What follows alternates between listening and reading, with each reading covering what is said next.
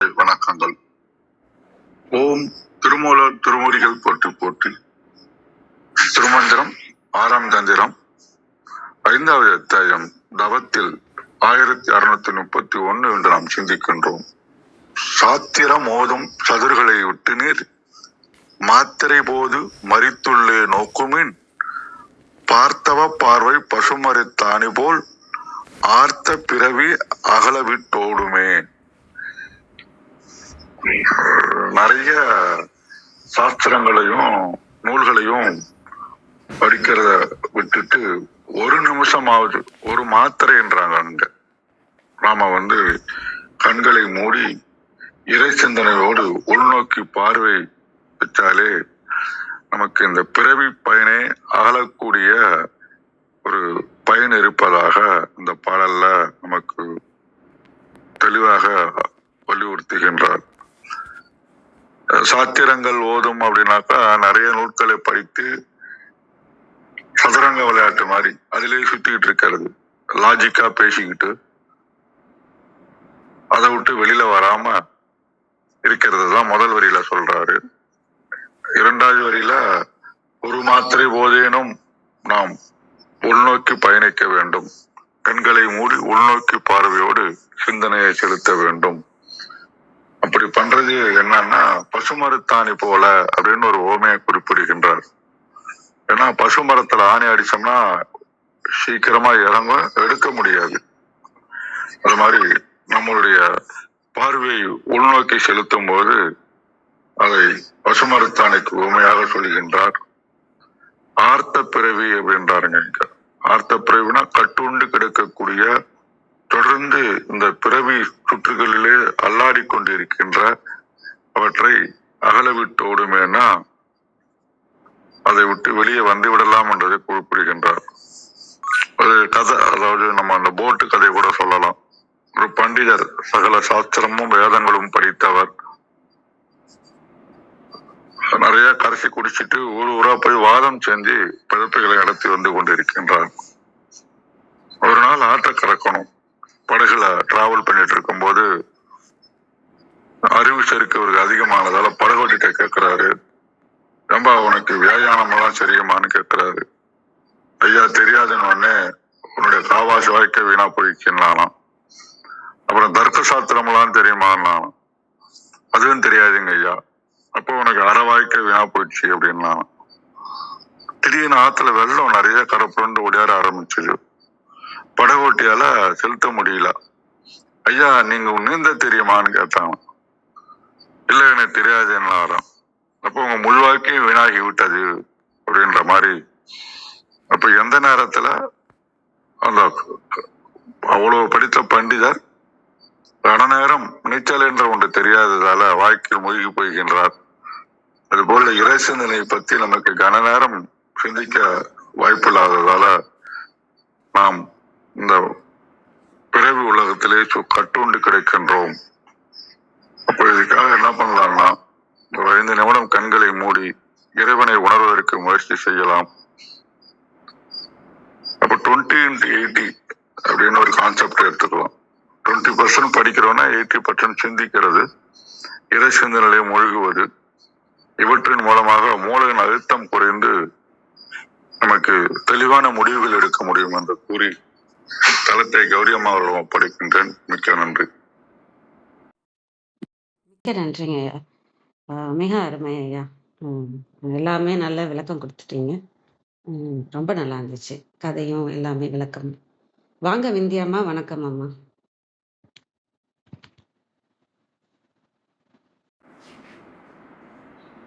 அனைவருக்கும் வணக்கம். ஓம் சிவசக்தி போற்றி, ஓம் திருமூலரே போற்றி. 1631வது திருமந்திரம். வீண் பெருமையை விட்டுவிட்டால். திருமந்திரம். சாத்திரம் ஓதும் சதுர்களை விட்டு நீர் மாத்திரை போது மறித்து உள்ளே நோக்குமின் பார்த்தவர் பார்வை பசுமரத்து ஆணி போல் ஆர்த்த பிறவி அகலவிட்டு ஓடுமே. அருமையான திருமந்திரம். சாத்திரங்கள் சுற்றும் வீணான சமய சடங்குகளை, வீண் பெருமை பேசுவதை விட்டொழித்துவிட்டு வேறு வேறு சிந்தனை செயலில் திளைத்திருக்கும் மனத்தை ஒரு நொடி பொழுதேனும் திருப்பி உங்கள் உள்ளத்துக்கு உள்ளே இருக்கின்ற இறைவனை காண முயலுங்கள். இப்படி காண்பவர்கள் உள்ளத்துள்ளே பச்சை மரத்தில் அடித்த ஆணி வேகமாக உள்ளே சென்று பதிந்து விடுவதைப் போல இறைவன் அருட்காட்சி அழியாது ஆழ பதியும். அதனால் பிறவி துன்பத்துக்கு காரணமான பல்வினை விலகி ஓடி போகும். சாத்திரம், பல வகை சாத்திரங்கள், சதிர்கள், வீண் பெருமை, மாத்திரை, கண் இமைக்கும் நேரம் அல்லது கை சொடுக்கும் நேரம், ஒரு வினாடி, மறித்து மடக்கி திருப்பி ஆர்த்த கட்டி வைக்கப்பட்டுள்ள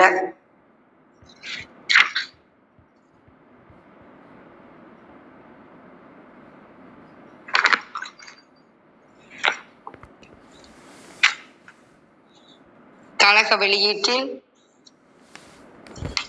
உண்மை நாட்டம் இன்றி பொருள் கருதி நூல்களை படித்து பிதற்றி திரியும் பொய் பெருமைகளை விட்டு அகன்று நீங்கள் மாத்திரையாகிய ஒரு நொடி பொழுதேனும் உயிர் உணர்வு வெளிமுகப்படாது அகமுகப்பட்டு சிவனை அவன் அருளால் நோக்குங்கள். அங்ஙனம் நோக்கினால் அப்பார்வை உணர்வு பசுமரத்து ஆணி போல உயிரின் கண் பதிந்து விளங்கும். அவ்விளக்கத்தால் தொண்டு தொட்டு பிணித்து வரும் பிறவி நீங்கி ஓடும். சதுர் பெருமை மாத்திரை போது இமை கொட்டும் நேரம் மறித்து வெளிமுகமாயிருக்கும் அறிவை தடுத்து ஆர்த்த பந்தித்த அனைவருக்கும் நன்றி, வணக்கம். சிவசிவ. திருச்சிற்றம்பலம். நன்றிங்க மேம். மிக்க நன்றி. நிறைய பொருள் சொல்லியாச்சு. பாடல் புரிஞ்சிருக்கும் எல்லாருக்குமே. இருந்தாலும் என்னோட பார்வையை சொல்லிடுறேன். டிரான்ஸ்லேஷனுக்கே போயிடுறேன், டைம் எடுக்க வேண்டான்ட்டு. அனைவருக்கும் அன்பு வணக்கம். ஓம் நந்தியம்பெருமான் திருவடி போற்றி. ஓம் திருமூலர் திருவடி போற்றி. ஓம் நம சிவாய்.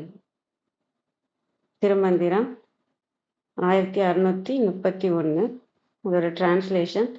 Discarding the contrivance of reciting religious treatises, if one diverts one's vision inside for a brief time, that inner vision will stick like the nail on the tree. The binding birth will leave and run away. அப்படின்னு கொடுத்துருக்காங்க. சாத்திரம் போதும் சதுர்களை விட்டு நீர். சாஸ்திரம்ங்கிறது எல்லாத்துக்குமே manual புக்குன்னு ஒன்று இருக்கு இல்லையா? இப்போ வாழ்வியல் சாஸ்திரம், வாழ்வியல் நம்ம எப்படி வாழ்க்கையை கொண்டு போகணுன்றதுக்கான சாஸ்திர புக்கு இருக்குது, யோக சாஸ்திரங்கள் இருக்குது. இதுமாரி எல்லாத்துக்குமே மேனுவல் புக்குன்னு இருக்குது. இது எப்படி கொண்டு போகணும் அப்படின்றது, எப்படிலாம் என்னெல்லாம் பண்ணால் என்ன நடக்கும் அப்படிங்கிறதுக்கான இது இருக்குது. அதை ஓதும் சதுர்களை விட்டு நீர். சதுர்களைங்கிறது இங்கே அதோட கருவிகள், உபாயமாக அதுக்கு ஹெல்ப் பண்ணுற புத்தகங்களாக இருக்கலாம், நம்ம கேட்குற விஷயங்களாக இருக்கலாம், எல்லாமே அந்த இதை எடுத்துக்கலாம். சதுர்னா 4, அந்த 4 வேதங்களையும் எடுத்துக்கலாம். அதை விட்டு நீர்னு சொல்கிறாரு. ஏன் விடணும்னு சொல்கிறாருன்னா, அது அறிவு விஷயமானது. சரஸ்வதி இந்த நம்ம படிக்கிற விஷயம், நமக்கு இல்லாத அறிவை ஒன்று படிப்பு மூலமாக ஒன்று கொண்டு வரோம் இல்லையா? நமக்கு தெரியல, இப்போ இது எப்படி இயக்குறதுன்னு ஒன்று தெரியலனா தான் அந்த மேனுவல் புக்கே நம்ம தொடுவோம். இந்த மிஷினை எப்படி ஆப்ரேட் பண்ணுறதுன்னு தெரியல, அதுமாரி இந்த எப்படி கொண்டு போகிறது, இந்த வாழ்வியலை எப்படி கொண்டு போகிறதுன்னு தெரியலங்கிறனால தான் இப்போ திருமந்திரமே நமக்கு ஒரு மேனுவல் புக்கு தான். எப்படி நம்ம எப்படி நடந்துக்கணும், எப்படி நம்ம இறைவனை போய் அடையணும் அப்படின்னு சொல்கிற ஒரு மேனுவல் புக்கு தான். அது மாதிரி அந்த புக்கு கொடுத்துருக்குறாங்க. ஆனால் அதே நீங்கள் படிச்சுக்கிட்டே இருக்காமல் அந்த புக்கில் என்ன சொல்லியிருக்காங்களோ அதுக்கு அடுத்த விஷயத்துக்கு போகணும். சரஸ்வதியை பண்ணுறோம், அப்புறம் லக்ஷ்மி நம்ம 3 சக்கரம் வரைக்கும் வருது இல்லையா? நம்ம பிரம்மாவையும் கடக்கிறோம், லக்ஷ்மியும் கடக்கிறோம், சரஸ்வதியும் கடந்து தான் சிவத்திட்ட போகணுங்கிறது தான். நவாக்கரை சக்கரத்துலேயும் திருமூலர் சொன்னது தான். நீங்க என்ன வேணுமோ அதை கத்துக்கோங்க, அந்த தேவியை வச்சு நீங்க இது பண்ணிக்கோங்க, ஆனா சிவத்திட்ட போயிடுங்க அப்படிங்கிறது. இங்க வந்து இந்த அறிவாக இருக்கிறதா நமக்கு கொடுத்துருக்க இந்த சாஸ்திரங்கள்லாம் நமக்கு சொல்றது வந்து இது இப்படிதான் நடக்கணும் அப்படிங்கிறத சொல்றது. ஆனா அதை நம்ம மட்டும் கேட்டுக்கிட்டே மட்டும் அதையே படிச்சுக்கிட்டு அதையே மட்டும் இல்லாம அதை வந்து உணர்வுக்கு கொண்டு வரணும். ஏன்னா சிவம்ங்கிறது வந்து அன்பு, சிவம்ங்கிறது வந்து உணர்வு, அதுவும் சாதாரண உணர்வு இல்லை, இறை உணர்வு. இறை உணர்வுன்றது அறிவுக்கு அடுத்த, அதாவது ஆப்போசிட்னு கூட சொல்லலாம். நம்மளோட உலகியல்ல எப்படி நடக்குது அப்படின்னு பார்த்தீங்கன்னா, ஸ்கூல்ல இருந்தே வந்து உங்களுக்கு அறிவை மேம்படுத்துறதுக்கு தான் நிறைய சொல்லி கொடுப்பாங்களே தவிர உணர்வை மேம்படுத்துறதுக்கு இப்ப இங்க இல்லை. அதை சொல்லி கொடுக்கறது இல்லை. நம்ம நார்மலா வந்தா கூட, நம்ம பிறக்கும்போது உணர்வு மனம் அதிகமா இருந்து வந்தா கூட அறிவு மனத்துக்கான ட்ரைனிங் நிறைய இருக்கும். நிறைய படிக்க சொல்லி கொடுப்பாங்க, நிறைய நிறைய அட்வைஸ் கிடைக்கும், நிறைய இருக்கும். ஆனா அதை ஃபாலோ பண்றதுக்கு வந்து உணர்வு மனத்துக்கான ட்ரைனிங் வந்து நமக்கு கம்மி தான். இப்போ ஒரு குழந்தைக்கே வந்து படிச்சா உனக்கு வேலை கிடைக்கும், வேலை கிடைச்சா உனக்கு பணம் கிடைக்கும், இதை செஞ்சா லாஜிக்கல் மைண்டு தான். என்ன செஞ்சா என்ன கிடைக்கும். அதனால தான் இங்கே வந்து 90%க்கு வந்து அப்படியே நம்ம பிள்ளைங்களெல்லாம் நம்ம அப்படியே ட்ரெயின் பண்ணிடுறதுனால தான் என்னன்னா, பெரியவங்களையும் பார்த்துக்கிறது வந்து கஷ்டமா இருக்கு. ஏன்னா பார்த்துக்கிட்டா எனக்கு என்ன கிடைக்க போகுது, இது பண்ணா உனக்கு, இதை செஞ்சா நீ எனக்கு என்ன செய்வ, இப்படின்னு அந்த எதிர்பார்ப்போட அன்பு தான் வந்து நாம ட்ரெயின் பண்ணியே கொண்டு வரோம் பிள்ளைங்களை எல்லாரையுமே. அந்த உணர்வு மனமும் ட்ரெயின் பண்ணணும் குழந்தைங்களுக்கு வந்து. ஒரு ஒரு மிருகத்தை பார்த்தா அதுக்கு சாப்பாடு கொடுக்கணுங்கிறதும், ஒருத்தவங்க கஷ்டப்பட்டு வெயிட்டை தூக்கிட்டு போறாங்க, வயசானவங்க கஷ்டப்பட்டு வெயிட்டை தூக்கிட்டு போறாங்கன்னா நான் தூக்கிட்டு போறேன்னு வாங்குறதும், பிள்ளைங்களுக்கு வந்து இன்னொருத்தவங்க உணர்வுல நிலையில இருந்து பார்க்கவும் சொல்லி தரணும். சின்ன சின்ன சின்ன சின்ன ஹெல்ப் பண்றது, கைண்டா இருக்கிறது, இரக்க குணத்தோட நடந்துக்கிறது, ஒருத்தவரை காயப்படுத்தாம இருக்கிறது, இதெல்லாம் படிக்கிறதுலே இருக்கே. நம்மளோட சப்ஜெக்ட்ஸ்லாம் இதெல்லாம் இருக்குதான், இதெல்லாம் சொல்லி தராங்க. ஆனா ப்ராக்டிக்கலா இதை வந்து இம்ப்ளிமெண்ட் பண்ணியிருக்காங்களா அப்படின்னா அந்த இது இல்லை. அறிவுக்கான விஷயங்கள் தான் நம்மளோட உலகியல்ல ட்ரெயின் பண்ணி கொண்டு போறது. ஆனா அதுதான் முக்கியம். எதுக்கு முக்கியம்னா, நீங்க உலகியல்ல இருக்கிறதுக்கு, சம்பாதிக்கிறதுக்கு, நல்லா எல்லாரையும் சமாளிக்கிறதுக்கும் அந்த அறிவு வந்து ரொம்ப அவசியமாக இருக்கும். ஆனா இந்த உணர்வு மனத்துல நீங்க போகும்போது என்னன்னா, இது பேலன்ஸ்டா இருக்கணும். அந்த பேலன்ஸ்டா இல்லைன்னா நம்ம செஞ்சு செஞ்சு இந்த அடிபடுவாங்க இல்லையா, அவங்களாம் அந்த உணர்வு மனத்துல இருக்கிறது. உண்மையான அன்பை எந்த இடத்துல காமிக்கணுமோ அங்க காமிக்காம அவங்க லாஜிக்கலா எடுத்துட்டு போயிட்டே இருப்பாங்க. நீ இதை செய்யறியா, இப்போ ஒன்னால உனக்கு எனக்கு இது இருக்கா அப்படின்னு அந்த இடத்துல போட்டு வச்சு செய்வாங்கன்னு சொல்லலாம். அதாவது நீங்க வெறும் உணர்வு மனத்திலே இருந்தீங்கன்னா, அறிவு மனமும் முக்கியம், உணர்வு மனமும் முக்கியம். ஆனா ஆன்மீகத்துக்கு என்ன வரும், உலகியலுக்கு வந்து அறிவு மனம் ரொம்ப முக்கியம். ஆன்மீகத்துக்கு எந்த மனம்னா உணர்வு மனம். ஏன்னா அதுதான் நான் சொல்றது, சிவம்ங்கிறது இறை உணர்வு. நீங்க உணர்வுக்கு போய் அந்த அன்பு, இந்த ஹார்ட் சக்கராவை தாண்டினாதான் நீங்க ஆக்ஞா சக்கரத்துக்கு போக முடியும். அந்த அன்பு உணர்வுக்கு உள்ள போனாதான் அந்த நீங்க இறை உணர்வையும் பற்றி கொள்ள முடியும். அதனால இந்த இதையும் நம்ம பார்க்கணும் இந்த விஷயத்துல. அதை தான் இங்க வந்து சொல்றாங்க, அந்த சரஸ்வதியாக இருக்கிற அந்த அறிவு நிலையை, அது வந்து ஒரு காலம் வரைக்கும் நமக்கு அது தேவையா இருக்கும். அடுத்து வந்து அந்த அன்புன்ற இறை உணர்வை நீங்க பிடிக்கணும்னா, ஒரு மாத்திரை போதாவது மரித்து உள்ளே நோக்குமின். இப்போ போன பாடல் என்ன சொன்னாங்க, ஒரு கணம் கூட மறக்காம இருக்கிறவங்க தான் தவத்தார் அப்படின்னாங்க. நமக்கு இப்ப சொல்றாங்க, ஒரு கணமா நீங்க உள்ள இந்த மனதுல இருந்து வெளில வந்து, இந்த அறிவுன்றதுல இருந்து வெளில வந்து உள்ளுக்குள்ள உணர்வுக்குள்ள போகுங்க அப்படிங்கிறது. பார்த்தவ பார்வை பசுமரத்தாணி போல. அது வந்து என்னன்னா, பசுமரத்தாணி போல இருக்கணும். உறுதியாவும் இருக்கணும், ஆழமாவும் இருக்கணும். அந்த நம்ம நோக்குற அந்த விஷயம் உள்ள அந்த அப்படி இருந்தாதான் நம்ம அடுத்தடுத்த லேயர்ல நம்ம மனதை தாண்ட முடியும். உணர்வு நிலைக்கு நம்மளால மாத்தி மாத்தி கொஞ்சம் கொஞ்சமா போனதான் சிவத்துல அடுத்தடுத்த லேயரா இருக்கிற அனைத்து உடலையும் நம்ம தாண்டி போக முடியும். ஆர்த்த பிறவி அகல விட்டோடுமே. ஆர்த்தனா அந்த கட்டியன்ற ஒரு பொருளும் இருக்கு, நம்மளை கட்டுண்டு இருக்கிற அந்த பிறவி கர்மான்றதும், பொங்குறன்ற பொருளும் இருக்கு. அதாவது நிறைந்து, நமக்கு கர்மா நிறைந்து இருக்கு இல்லையா, அதனால வர பிறவிகளும் இருக்கு. அதுவும் வந்து நம்மளை விட்டு போகும் அப்படிங்கிறது தான்.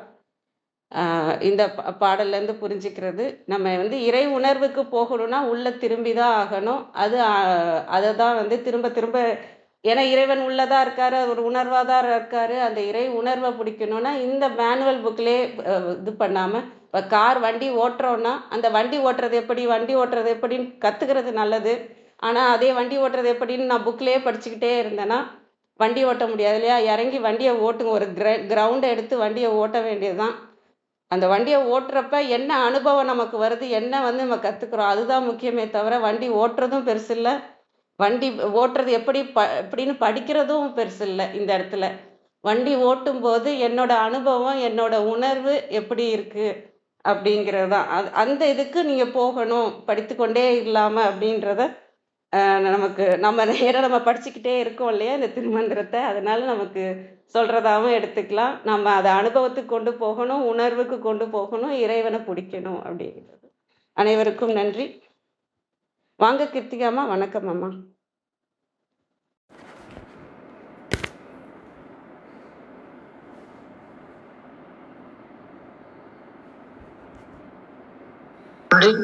அனைவருக்கும் காலை வணக்கம்.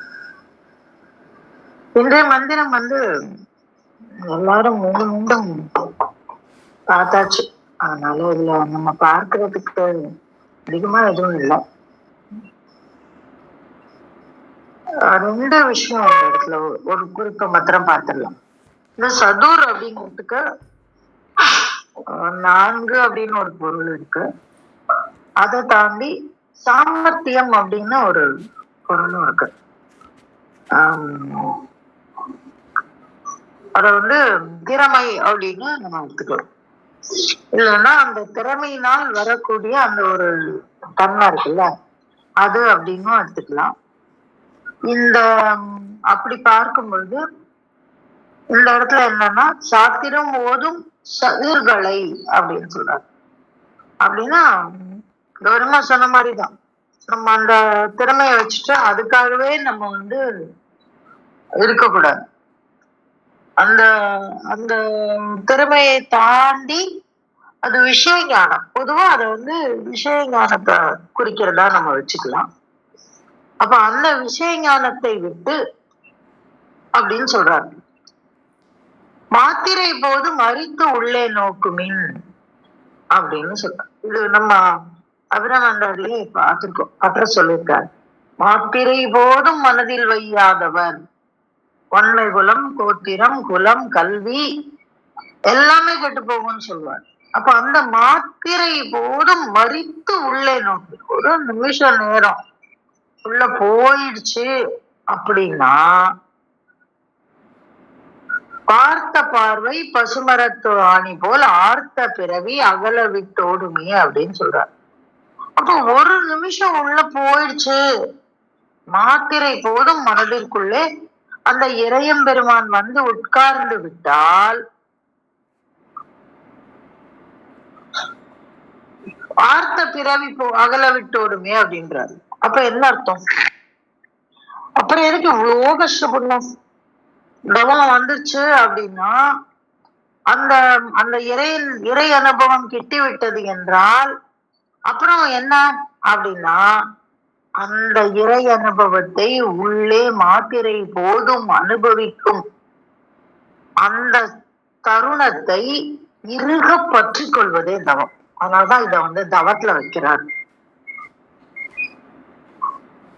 அப்போ இந்த சாத்திரம் ஓதும் சதுர்களை விட்டு அப்படின்னாக்க என்ன அர்த்தம் அப்படின்னா அந்த தவத்தை, அந்த இறை அனுபவத்தை நாம் பெற்ற பின்னர் அதை மீண்டும் மீண்டும் மீண்டும் மீண்டும் பேசி பேசி பேசி பேசி பேசி பேசி அந்த அனுபவத்தை பற்றி கொள்ளுதல், அந்த அனுபவத்தை எடுத்துக் கொள்ளுதல், அந்த அனுபவத்தை உணர்ந்து முழுமையாக தன்னுள்ளே நிலை நிறுத்திக் கொள்ளுதல் தான் சிறந்தது. அததான் சொல்றாரு, மாத்திரை போது மறித்து உள்ளே நோக்குமின் அப்படின்னா சொல்லுவாங்க. ஒரு முறை இறை அனுபவம் அந்த அந்த உணர்தல் வந்துடுச்சுன்னா அதுக்கப்புறம் நம்மளால வெளியில போக முடியாது அப்படின்னு சொல்லுவாங்க. அப்படி இருக்கும்போது ஏன் எத்தனை பேர் தப்பு பண்றாங்க? எப்படி அப்படின்னா அதை பற்றி கொள்ள வேண்டும். அததான் சொல்றாருங்க. பார்த்த பார்வை பசுமரத்தாணி போல். அப்ப அந்த இடத்துல பசுமரத்தாணி போல் அந்த இடத்த பிடிச்சுக்கணும். அதை பிடிக்கலன்னா என்ன ஆயிடும் அப்படின்னா அது சாத்திரம் போதும் சதுர்களாக மாறிவிடும். அப்படின்னா அத சும்மா அதை வெளி வேஷத்துக்கு உபயோகம் செய்து விடுவோம். அப்ப அப்படி இல்லாம அது ஆர்த்த பிறவி அகல விட்டு ஓடுவதற்காக நாம் பற்றி கொள்ள வேண்டும் என்றால், ஆர்த்த பிறவி அகல விட்டு ஓடுவதற்காக நாம் பயன்படுத்த வேண்டும் என்றால் அதை எப்படி பற்றி கொள்ள வேண்டுமா? பசுமரத்தாணி போல் பற்றி கொள்ள வேண்டுமா? அப்ப அது நிகழறது அவனாலதான். ஆனால் அப்படி நிகழ்கின்றது பாத்தீங்களா, அதுதான் தவம். அந்த அந்த தன்மைதான் தவம் என்று நம்ம புரிஞ்சுக்கணும். அதனாலதான் இந்த இடத்துல சொல்றாரு, சாத்திரம் ஓதும் சதுர்களை விட்டு அப்படின்றாரு. அப்ப நம்ம அதை விட்டுட்டு திருப்பி திருப்பி வெளிமுகமாகவே நாம் பயணப்பட்டு கொண்டிருந்தால் உள்ளே நிகழ்ந்த நிகழ்விற்கு உண்டான தடயமற்று போகும். அப்ப அந்த தடயத்தை நாம் பற்றி கொள்வதே தவம். அதை எப்படி பற்றிக்கணும்? பசுமரத்தாணி போல் பற்றி கொள்ள வேண்டும். அப்ப பசுமரத்துல ஆணி எப்படி இறங்கும்? எளிதா இறங்கும்.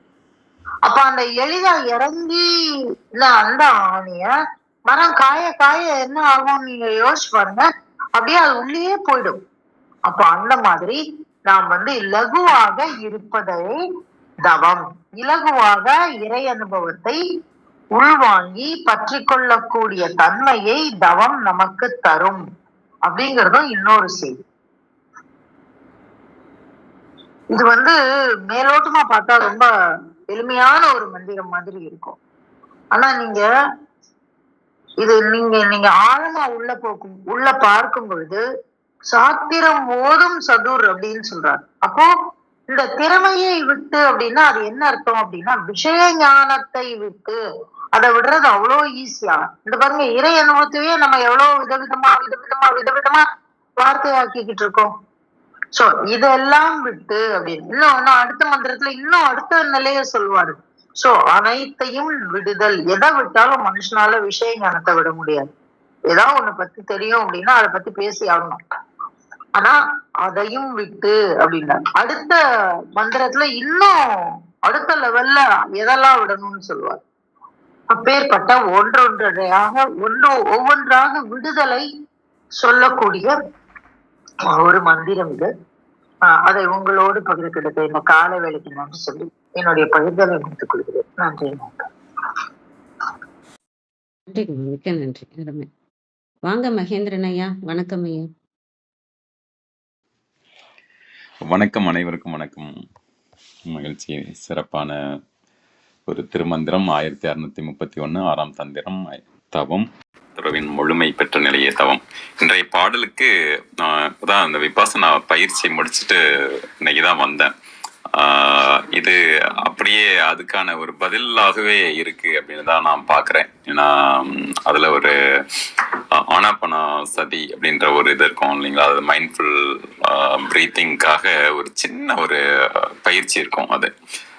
அதை நினைவுபடுத்துறதா இருக்கு. இதுல என்னன்னா ஒரே ஒரு இதுல மாத்திரை போது மறித்து உள்ளே நோக்கமின் அப்படின்னு இருக்கு. அங்க நம்ம மறிக்கலாம் தேவையில்லை. நம்மளுடைய மூச்சு அப்படியே கவனிச்சா போதும். உள் மூச்சு வெளிமூச்சு அது எப்படி இருக்கு அப்படின்னு பார்த்தோம்னாவே கவனிச்சு அதுல கொடுத்தோம் அப்படின்னாவே போதும். நம்முடைய மூக்கின் துவாரங்கள்ல இருந்து வெளிவருகின்றது. அதே போல நம்மளுடைய மேல் உதடு அதோடைய மேல இருக்கிறது அதை மட்டுமே கவனிச்சா போதும். அப்போ உள்முகமா திரும்ப ஆரம்பிக்கிறது அப்படிங்கிறது மாதிரி அதை நினைவுபடுத்துறதா இருக்கு. நன்றி, மகிழ்ச்சி. சாத்திரம் ஓதும் சதிர்களை விட்டு நீர், சாத்திரம் ஓதும் சதிர்களை விட்டு நீர், மாத்திரை போது மறித்துள்ளே நோக்குமின், மாத்திரை போது மறித்துள்ளே நோக்குமின், பார்த்த தவ பார்வை பசுமரத்தாணி போல், பார்த்த தவ பார்வை பசுமரத்தாணி போல், ஆர்த்த பிறவி அகல விட்டோடுமே, ஆர்த்த பிறவி அகல விட்டோடுமே. சாத்திரம் ஓதும் சதிர்களை விட்டு நேர். ஒன்று நம்ம ஒன்றுடைய ஆழமான ஒரு பொருள் இருக்குன்னு வச்சுக்கலாம். ஒரு பாடலுடைய பொருள் இருக்கு அப்படின்னா நம்ம அதை அதுவாக உணர்தல். விபாசனானாலும் அந்த அதுக்கு ஒன்று என்னன்னா, நம்மளுடைய திருவள்ளுவருடைய பாணியில சொல்லணும் அப்படின்னா, அதுவை அதுவாக பார்த்தல், மெய்ப்பொருள் காண்பது அறிவு என்கிறது மெய்ப்பொருள் பார்ப்பது தான். அதை அதுவாக பார்த்தோம்னாவே போதும், அதுவே நிறைய சொல்லிடும். அதுக்காக நம்ம பெருமையை பேசுறோம்னு மற்ற இடங்கள்லாம் வந்து பேச தேடி ஓடக்கூட வேண்டியதில்லை அப்படிங்கிறது தான். ரொம்ப எளிமையா நம்ம எப்படி நம்மளோட மூச்சை நம்ம கவனிக்கிறோமோ, எப்படி நம்ம சுற்றி உள்ள உறவுகளை நம்மள மற்றது எல்லாத்தையும் பார்க்கணும், அதே போலதான் இதுல நமக்கு வெளியில் தேடி வெளியில் அதுக்கான ரெஃபரன்ஸ் எவ்வளவோ நம்ம கொடுக்கறோம்னாலும் அந்த பெருமையிலெல்லாம் விட்டுட்டு அது சொல்லும் பொழுது உருகண நேரமாவது அது மாத்திரை அளவு என்பது தமிழ்ல வந்து அந்த ஐயா இருக்காங்க. அதாவது அந்த கால அளவை குறிப்பிடுவதற்கு அந்த மாத்திரை அளவு சொல்றோம் இல்லையா. அப்ப அந்த ஒரு கணம் பொழுதாவது நம்ம வந்து உள்ளுக்குள்ள என்ன நடக்குது அப்படின்னு பார்த்து அந்த மூச்சு காற்றை வந்து நிறுத்தி நம்ம அங்கிருந்து பார்த்தோம்னாவே போதும். அதையும் எப்படி பார்த்தால் உற்று உற்று பார் அப்படின்ற ஒரு இதுல நம்ம வேதாத்ரி மகரிஷியா சொல்ற மாதிரி நம்ம எப்படி பார்க்கறது அப்படிங்கிறப்ப வந்து நோக்கி பார்த்தல். அப்ப அதுல என்ன நடக்குதுன்னு நம்ம பார்த்தோம்னாவே தெரியும். நீங்க மூச்சு சரி பண்ணோம்னாவே பாத்தீங்கன்னா நிறைய மற்ற உணர்வுகள் எல்லாத்துலயும் வந்து ஒரு ஒருமித்த நிலை. இன்னும் கூட சொல்ல போனா உள்ள சமநிலையில் உறுதியும் திடமும் அப்படின்னு சொல்லுவாங்க அந்த புத்தர் இதுல சொல்லும் பொழுது. அதாவது எப்படின்னா, திடமான நிறைவான உள்ள சமநிலை இருக்கணும். அந்த நிறைவான உள்ள சமநிலை எப்ப இருக்கும் அப்படின்னா அதுல வந்து உறுதியும் திடமும் இருக்கு அப்படின்னா அந்த சமநிலை வந்துருச்சுனாவே போதும். அது விருப்பம் இல்லை வெறுப்பும் இல்லை அப்படிங்கிற மாதிரி இது இன்னும் ஆழ்ந்து போற மாதிரியான ஒரு இதுதான். இதுல வந்து ஒண்ணும் இல்லை, இதை வந்து நம்ம வெளிலெல்லாம் தேடவே இல்லை. அவரே சொல்ற மாதிரி அதுல இருந்து நம்மளே வந்து உள்ள பார்க்க ஆரம்பிச்சுனாவே போதும். உள்கடந்து பார்க்கின்ற அந்த ஒரு உயர்நிலையை பார்க்கும் பொழுது அந்த பார்த்த பார்வையே நமக்கு வந்து அப்படியே உறுதியாக இருக்கும். அதுல அவர் சொல்ற மாதிரி நிறைவான உள்ள சமநிலையில் உறுதியும் திடமும், அதுல வேண்டுதல் வேண்டாமை இலானடி சேர்ந்தார்க்கு யாண்டும் இடுமையில அப்படிங்கிற நம்ம இதுல கடவுள் வாழ்த்து பாடல்ல வந்து திருக்குறள்ல.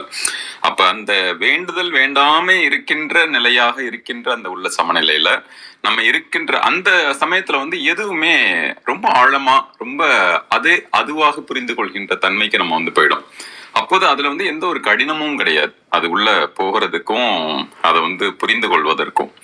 அதுலயும் ஒன்று சொல்றாரு இந்த மாதிரி ஒன்று அறிந்து கொள்ளுதல் அறிவு அப்படின்றது இருக்கு இல்லைங்களா. அது வந்து ஸ்பேஸ் அப்படின்னு சொல்றாங்க. அடுத்து வந்து தெரிந்து கொள்ளுதல், அப்புறம் தெரிந்து கொண்டதை வந்து நம்ம வந்து புரிந்து கொள்ளுதல். அப்போ புரிந்து கொள்ளுதலை வந்து நமக்கு தெளிவுபட புரிந்து கொள்ளுதல் அப்படிங்கிற ஒரு நிலைக்கு நம்ம போறோம் அப்படின்னா அந்த தெளிவாக நம்ம புரிந்து கொள்ளும் பொழுது இது நமக்கு அந்த அறிவு என்பது எல்லா இடத்துலயும் கிடைக்கும். ஒரு புத்தகங்கள் கிடைக்குது, இல்ல மற்ற இடங்கள் கேட்கிறோம் பேசுறோம், இது எல்லாமே இருக்கு. இப்ப நான் இன்னைக்கு இந்த சித்தர் இதுல வந்து பேசுனது என்னுடைய இதுலயும் இருக்கும். வாய்ப்பு இருந்தா அவங்க வந்து போய் கூட நீங்க கேட்டு பார்க்கலாம். அதுல கணபதிதாசருடைய ஒரு பாடல் வரும், அதையும் இது வந்து எனக்கு நினைவுபடுத்துது. ஸோ அந்த மாதிரி நமக்கு புதிதாக தேடுவதற்கான தேவையே இல்லாத அளவுக்கு அதை அதுவாக பார்க்கும் பொழுது ரொம்ப எளிமையாக பார்க்கும்போது புரிந்து போய்விடும் அப்படிங்கிறது தான் இதுல வந்து. அப்போ வந்து நமக்கு பசுமரத்தாணி போல வந்து பதிவது ரொம்ப உறுதியாக நிற்பது. அங்க வந்து இங்க இன்னொரு ஒரு சின்ன இதுவா சொல்லணும் அப்படின்னா ஆர்த்த பிறவி. இந்த பிறவி என்பதை வந்து ஒரு நம்ம மனித பிறவி இந்த மாதிரி மறுபடியும் மனித உடலில் இருந்து அப்படிங்கிற பார்வையில மட்டும் பார்க்கணும்னு இல்லை அப்படிங்கிறது என்னுடைய தனிப்பட்ட பார்வை.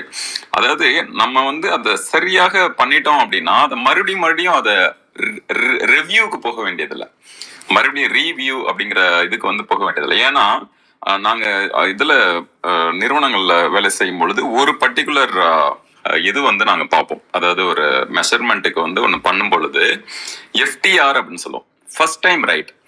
முதல்ல பண்ணும் பொழுதே சரியாக பண்ணிட்டோம் அப்படின்னா அது மறுபடியும் வந்து அதுக்கான மறு வேலை வந்து தேவையில்லை. அதே போலதான் நம்மளுடைய இந்த பிறவியில் அப்படிங்கிறது நம்ம செய்கின்ற செயலை அந்த சமயத்திலே சரியாக செய்து விடும்போது அதற்கென்று மறுபடியும் மறுமதிப்பீடோ ஆய்வோ தேவையே இல்லை அப்படிங்கிறது தான். அதே போலதான் நம்மளுடைய பிறவியிலும் நம்மளுடைய செய்கின்ற கடமை சரியாக செய்யும் பொழுது அதற்கென்று பிறவி இருந்து கொண்டே இருக்க வேண்டியதில்லை, அது அகல விட்டு ஓடும் அப்படின்றார்.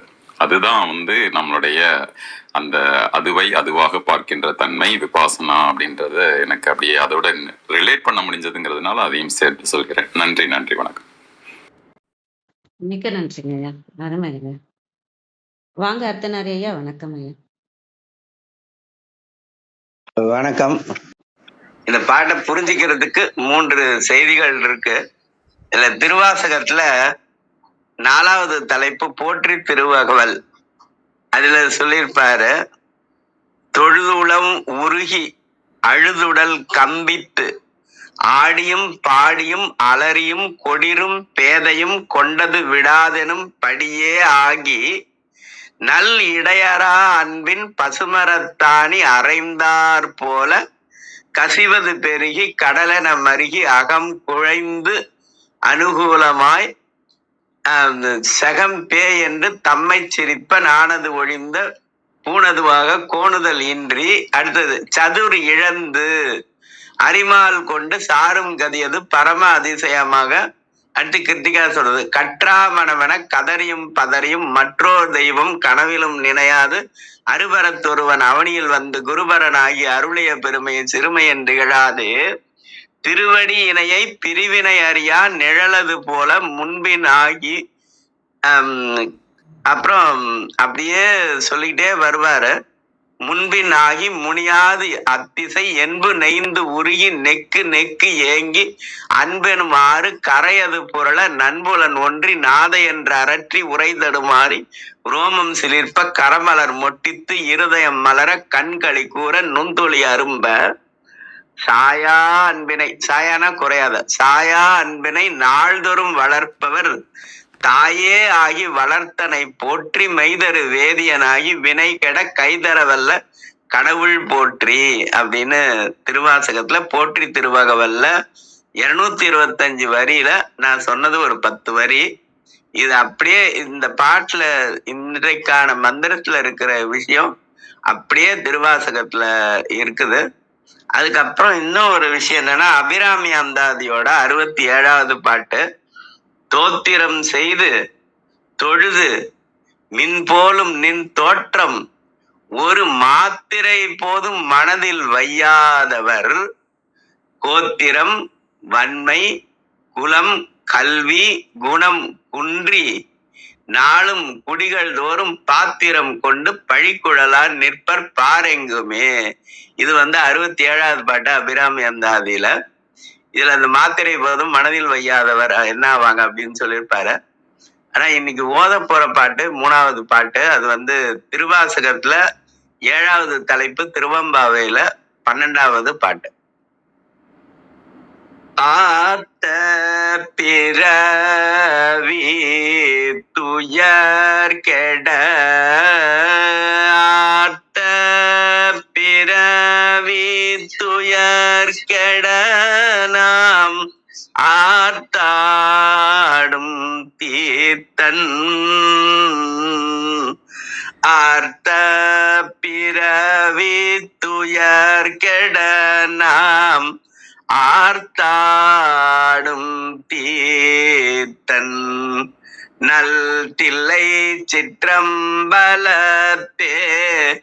தீயாடும் கூத்தன் இவ்வானும் குவலயமும் எல்லாமும்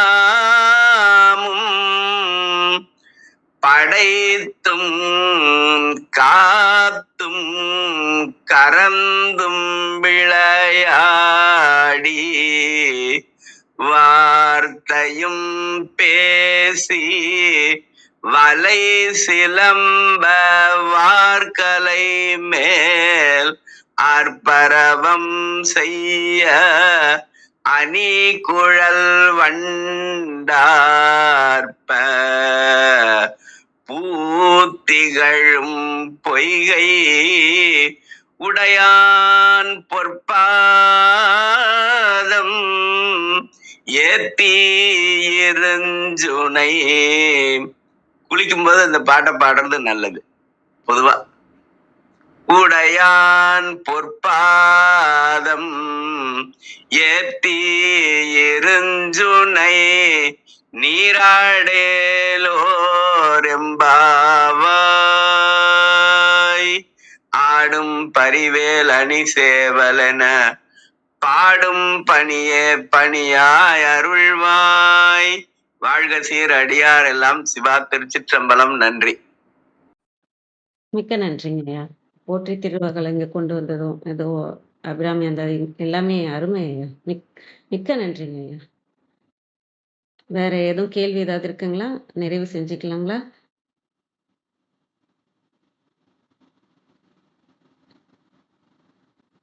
அனைவருக்கும் நன்றி. இன்று எங்களுடன் இணைந்த அனைத்து உள்ளங்களுக்கும் எங்களது மனமார்ந்த நன்றிகள். மீண்டும் நாளை காலை 6:30 மணிக்கு சந்திப்போம். தலம் நிறைவு பெறுகிறது. திருமூலர் திருவடிகள் சரணம் சரணம். திருமூலர் திருவடிகள் சரணம் சரணம். திருமூலர் திருவடிகள் சரணம் சரணம். அனைவருக்கும் நன்றி. ஓம் நம சிவாய.